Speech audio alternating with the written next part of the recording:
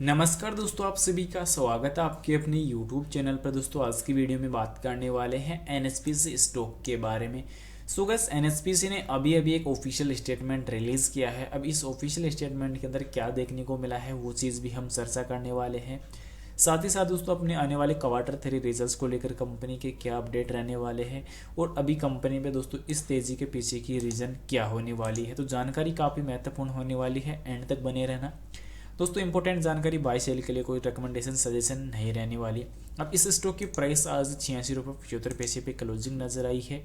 और अभी दोस्तों जो ऑफिशियल स्टेटमेंट देखने को मिला है कि एनएसपीसी लिमिटेड के निदेशक मंडल की गुरुवार यानी 12 दिसंबर को होने वाली बैठक की सूचना पर ये अपडेट है। क्योंकि दोस्तों इस बैठक में क्या चीज़ें होने वाली है वो सब चीज़ें कंपनी ने यहाँ पे मेंशन की है कि हमारे दिनांक 27/3/2024 के पत्र निरंतरता में और सेबी लिस्टिंग के दायित्वों के अनुसार सूचित किया जाता है कि गुरुवार 12 दिसंबर 2024 को निदेशक मंडल में अब आयोजित बैठक की जा रही है, जिसमें से कुछ निम्नलिखित जो है विचार प्रस्ताव होने वाले हैं। वित्तीय वर्ष 24-25 के दौरान दोस्तों ऋण जुटाने के लिए संशोधित उदार योजना का अनुमोदन होने वाला है। और सेकंड होने वाला है वित्त वर्ष 24-25 के लिए उदार योजना के हिस्से के रूप में एक या अधिक किस्त में निजी प्लेसमेंट के माध्यम से दोस्तों 2600 करोड़ रुपए तक दोस्तों असुरक्षित प्रतिदेय कर योग्य और यहाँ पे गैर परिवर्तनीय गैर संचयी बॉन्ड जारी करके धन जुटाने का सामान्य सूचना दस्तावेज जारी किया गया है।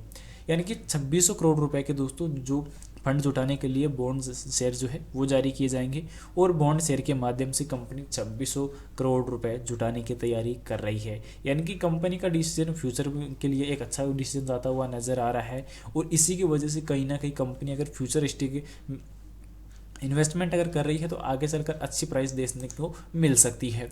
अब इस स्टॉक में अगर हम बात करें कि लास्ट टाइम इस स्टॉक में तेजी क्यों नजर आई, यानी कि आज क्यों नजर आई, तो एनएसपीसी शेयर में आने का जो रीजन था वो ये देखने को मिला है कि दोस्तों CLSA के आउट परफॉर्मिंग रेटिंग मिलने के बाद PSU स्टॉक में 5% की तेजी आई है और PSU स्टॉक 100 रुपये से कम के नीचे कारोबार करता हुआ नजर आ रहा है। यानी कि कहीं ना कहीं CLSA एक दोस्तों ब्रोकरेज फर्म है और उसने दोस्तों इस कंपनी के प्राइस पर रेटिंग दी थी, जो आउट परफॉर्मेंस रेटिंग के बाद इस स्टॉक पे दोस्तों अच्छी तेजी बनती हुई नजर आई है। तो कहीं ना कहीं पिछला जो क्लोजिंग था वो भी काफ़ी एवरेज के तौर पर हुआ था, पर यहाँ पे आज की जो क्लोजिंग रही है वो काफ़ी शानदार रही है। इंट्राडे में टॉप प्राइस 88 रुपये 79 पैसे रही है, जो काफ़ी शानदार रहने वाली। ऑलमोस्ट यहाँ पे हम कह सकते हैं कि 89 रुपये के आसपास की आज के सेशन पर टॉप प्राइस नजर आई है और क्लोजिंग रही है 86 रुपये 75 पैसे के ऊपर।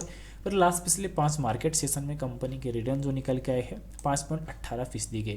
अब कंपनी में लगातार जो उतार चढ़ाव थे वो भी हमें नजर आए, पर यहाँ पे अगर हम बात करें आज के सेशन की कारोबारी के तौर पर, तो कारोबारी सेशन के अंदर दोस्तों 665 लाख का कारोबार हुआ है। यानी कि 6,65,97,000 शेयर का काउंटर पे कारोबार हुआ है, जिसमें से डिलीवरी जो ली गई है शेयर होल्डर्स के द्वारा 2,17,07,163 शेयर की दोस्तों होल्डिंग जो है ली गई है, डिलीवरी उठाई गई है, जो 32.59% की डिलीवरी यहाँ पे रहने वाली है। एक बढ़िया डिलीवरी आज के सेशन में शेयर होल्डर्स ने ली है। साथ ही साथ यहाँ पे भारतीय बाजारों पर थोड़ी हल्की फुल्की जो गिरावट है वो दिखना स्टार्ट हुई है, पर यहाँ पे एक अच्छी अपडेट कंपनी ने 2600 करोड़ रुपए जुटाने की जो तरीका है वो कंपनी का काफ़ी बढ़िया लगा निवेशकों के लिए भी।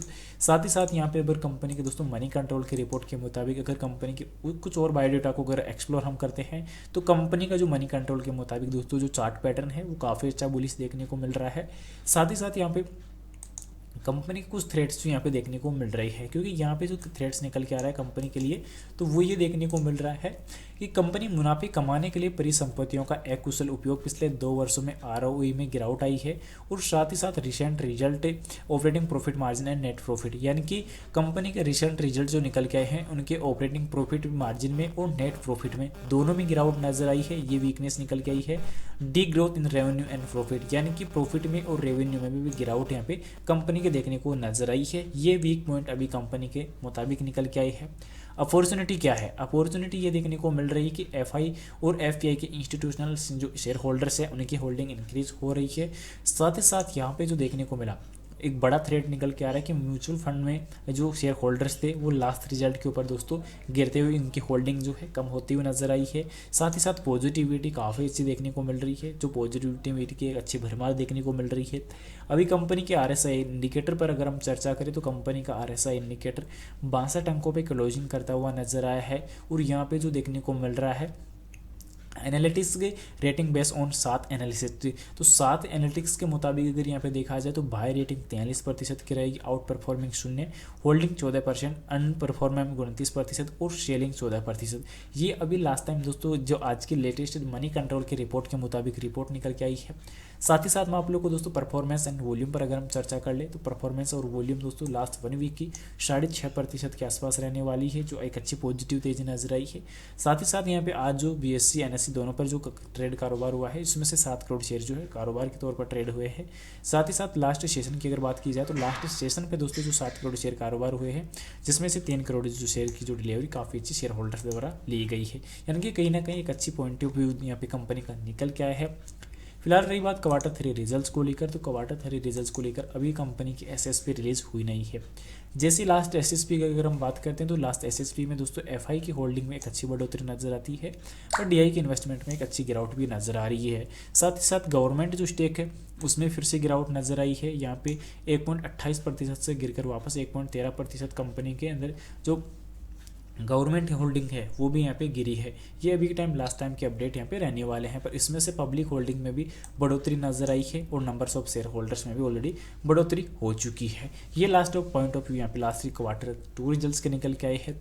प्रॉफिट लॉस एनुअल डेटा अगर होगा यहाँ पे देखते हैं तो एनुअल डेटा के अंदर कंपनी का जो प्रॉफिट है वो गिरता हुआ भले ही नजर आ रहा है, पर कंपनी में दोस्तों जो ऑपरेटिंग प्रॉफिट है वो भी अच्छा खासा इंक्रीज हो रहा है, पर कंपनी इंटरेस्ट एक्स्ट्रा पे आउट कर रही है, तो इस वजह से थोड़ा सा कंपनी का जो प्रॉफिट है वो डाउन हो रहा है। लास्ट 1 ईयर की 10% इक्विटी पर रिटर्न रहने वाले हैं और लास्ट 1 ईयर में 37% का पॉजिटिव रिटर्न। प्रॉफिट की ग्रोथ 24% नेगेटिव रहेगी और सेल्स की ग्रोथ 6% नेगेटिव रहने वाली है। साथ ही साथ यहाँ पे देखने को जो कंपैरिजन की अगर हम बात करते हैं तो कंपैरिजन अभी कंपनी का स्थान टॉप 10 कंपनियों में स्थान शामिल नहीं है। ये अभी के टाइम देखने को पॉइंट ऑफ व्यू जो मुख्य वो बिंदु यहाँ पे रह सकते हैं। एनालिटिक्स में अगर देखते हैं तो कंपनी का हेल्थ जो डिविडेंड है वो पे आउट करती हुई नजर आ रही है, जो 50% से अधिक रहने वाला है। और यहाँ पे company working capital requirement have reduce, जो कर्जदार की जो कार्यकाल के जो दिन थे जो कर्ज के तौर पे, तो उन कार्यकाल दिनों को दोस्तों 84 से घटाकर उन्होंने 29.5 कर दिया है। अब नेगेटिव पॉइंट ये देखने को मिल रहे हैं कि सेल्स की ग्रोथ जो 5 सालों में 1.41% गिर चुकी है। इक्विटी पर रिटर्न कंपनी ने 3 सालों में 10.3% कम दिया है। कंपनी में अगर देखा जाए तो कंपनी माइट भी कैपिटलाइजेशन इंटरेस्ट कॉस्ट है, यानी कि कैपिटल के मुकाबले कंपनी की जो लागत कॉस्ट है वो अभी के टाइम ज़्यादा नजर आ रही है। और कंपनी में मुख्य बिजनेस के अलावा अदर इनकम दोस्तों ऑलमोस्ट 2100 करोड़ शामिल रहने वाले हैं। कर्जदार के 167 दिन हाई बताए जा रहे हैं। साथ ही साथ प्रमोटर्स की जो होल्डिंग है पिछले 3 सालों में 3.5% से अधिक गिर चुकी है। लास्ट रिजल्ट के लेटेस्ट मुताबिक डेटा अपडेट यहाँ पे रहने वाला है। फिलहाल उम्मीद करूंगा जानकारी पसंद आई है। पसंद आई वीडियो को लाइक कर देना, चैनल पे नए हो दोस्तों चैनल को सब्सक्राइब कर देना और जानकारी को ज़्यादा से ज़्यादा शेयर जरूर से कर देना। फिलहाल बाय सेल के लिए कोई रिकमेंडेशन सजेशन नहीं रहने वाली, जानकारी ओनली एजुकेशन पर्पज के लिए रहेगी। मिलते हैं नेक्स्ट इमेजिंग वीडियो के साथ, तब तक के लिए इजाजत दीजिए। जय Shri Krishna, thanks for watching this my video. जय हिंद, जय भारत, वंदे मातरम।